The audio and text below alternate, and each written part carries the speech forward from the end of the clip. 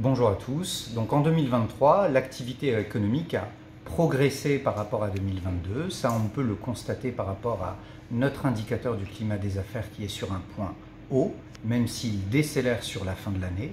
Cet élément-là est conforté par le chiffre d'affaires des entreprises sur le territoire qui progresse de 6% sur l'année, quand bien même il faut noter un effet de l'inflation, où l'inflation a été de 4% environ en moyenne sur l'année.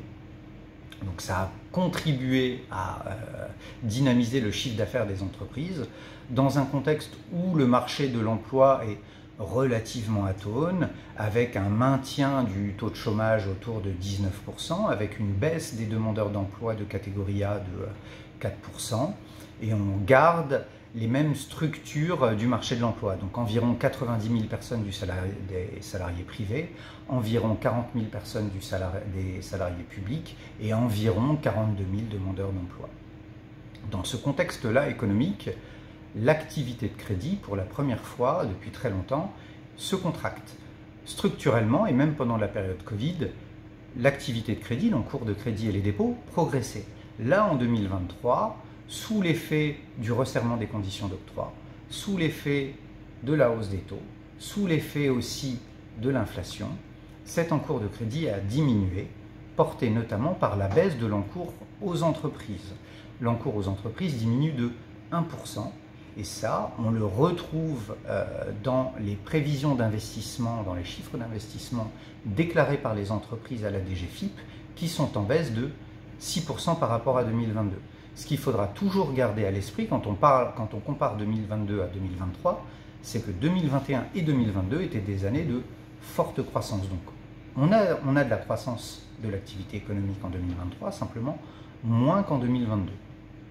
S'agissant maintenant des acteurs économiques, et plus précisément des ménages, on voit que l'encours des crédits à la consommation des ménages progresse. Donc pour rappel, l'encours, c'est la résultante entre les nouveaux crédits qui ont été octroyés dans l'année, donc ce que les banques ont prêté aux ménages, moins ce que les ménages ont remboursé. Cet encours-là, il progresse matériellement, plus de 100 millions d'euros. En revanche, l'encours de crédit immobilier, lui, diminue. Et ça, c'est un élément qui est extrêmement rare. S'agissant maintenant des critères de vulnérabilité des ménages, on voit qu'ils sont en progression. On a une progression des incidents de paiement et une progression aussi des dépôts des dossiers de surendettement. On a une progression de plus de 20% par rapport à 2022. Mais là encore, ce qu'il faut garder à l'esprit, c'est qu'on est sur des taux de dépôt pour 100 000 habitants qui sont inférieurs à ce qui se passe en Hexagone.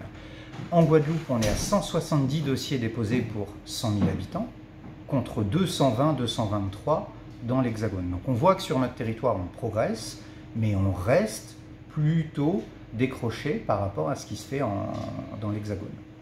D'accord. Et sur l'activité touristique?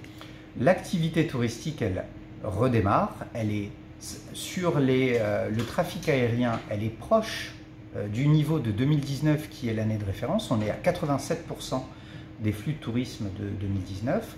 Par contre, sur les nuitées déclarées aux hôtels et sur les nuitées Airbnb, là clairement, on est en progression donc par rapport à 2022 et même par rapport à 2019.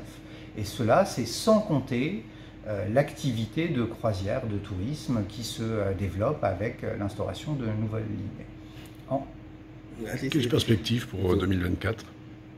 Alors, les perspectives pour 2024, on a calculé déjà notre indicateur du climat des affaires qui reste sur un point. On reste sur la même dynamique que par rapport à la fin 2023.